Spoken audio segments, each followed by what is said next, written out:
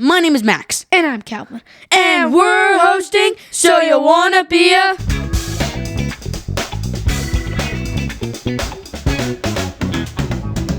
Since the World Cup is going on, I think we had to do this job eventually. I agree. Although, before we start, we should probably clear some things up. You mean soccer versus football? Exactly. Here in America, we call it soccer. But in most of the world, they call it football. Which gets a little confusing, because in America, football is a completely different thing. Yeah, if someone in England said football, they're definitely not talking about touchdowns. So for this episode, we'll call it soccer. But we're talking about the same sport that the rest of the world calls football. And today, we're talking about one of the most popular jobs in sports. The people who play in giant stadiums in front of thousands of fans. And sometimes millions of more watching around the world. Today, we're talking about being a professional soccer player. Before researching this episode, I thought professional soccer players mostly just practice and play games. I thought that too. But it turns out their lives are a lot more complicated than that. Some players are constantly traveling, training, recovering, studying opponents, and competing for roster spots. So even after you become a professional, you still have to keep proving yourself. Exactly. Somebody's always trying to take your spot. One thing that surprised me is how young some players start chasing this dream. A lot of professionals joined soccer academies when they were kids. Soccer academies are special training programs, right? Yep, they're designed to help talented players improve as quickly as possible. So some players spend years training before they even become professionals. Most of them do. All right, Calvin, let's kick off some awesome soccer facts. I see what you did there. Did you know that some professional soccer players move to another country before they're even old enough to drive? Wait, by themselves? Sometimes a professional team might invite them to join an academy from far from home. That sounds exciting and kind of scary. Imagine moving across the world because a team believes you could become a star. That's a lot of pressure for a kid. Here's another thing. Some professional players have to learn entirely new languages after joining a team. That actually makes sense. So a player from Brazil might actually end up playing in Spain, Germany, or England. So it's not just learning about soccer. Right, they're learning a new language, a new culture, and new teammates. That's a challenge most fans probably never think about. One thing that surprised me was how much video players watch. I thought that they would spend all their time on the field.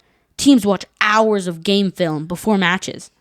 What are they looking for? Patterns, habits, weaknesses, things they can use during the game. They study soccer almost like a school subject. Exactly. Here's one of my favorite stories. Some famous soccer players were rejected by teams when they were younger. That's hard to believe now.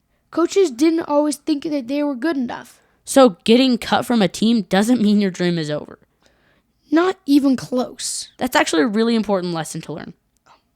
What's the hardest part of becoming a professional soccer player? Competition. Because there are millions of soccer players around the world. And only a tiny percentage become professionals. So talent matters. But hard work matters too. Probably a lot. Another thing I didn't realize is how important recovery is. Recovery? Things like sleep, stretching, nutrition, and resting after games. So getting better isn't just about practicing? Exactly. Your body needs time to recover too. That makes sense. Professional players also need to deal with injuries. Which must be really frustrating. Sometimes a player has to spend months recovering before they can play. So mental toughness is important too. Exactly. What kind of skills make someone great at soccer? Ball control, passing, shooting, teamwork, and decision-making. Decision-making feels underrated. I thought the same thing too at first. Professional players have to make decisions in a split second, while people are chasing them and trying to take the ball away. One thing I love about soccer is that every position is different. Yeah, defenders, midfielders, forwards, and goalkeepers all have different jobs. Which means there isn't just one way to be a great player. Exactly. So if someone listening wants to become a professional soccer player someday, where should they start? Well, one of the best places is starting to play soccer. That seems obvious. But it's true. They join teams, practice, learn from coaches, and keep improving. And most importantly, enjoy the game. Because that's a lot of practice if you don't love soccer. So being a professional soccer player sounds pretty amazing. You get to compete against some of the best athletes in the world. Travel to different countries. play in giant stadiums, and maybe even represent your country in the World Cup someday. which is a dream for a lot of players. Alright, that's it for today's episode, We hope you have fun learning about what it's like to be a professional soccer player. and what it takes to compete at the highest level of the world's most popular sport. And if you want your name and the job you want to be when you grow up featured in one of our episodes, head to maxandcalvin.studio. Thank you, goodbye!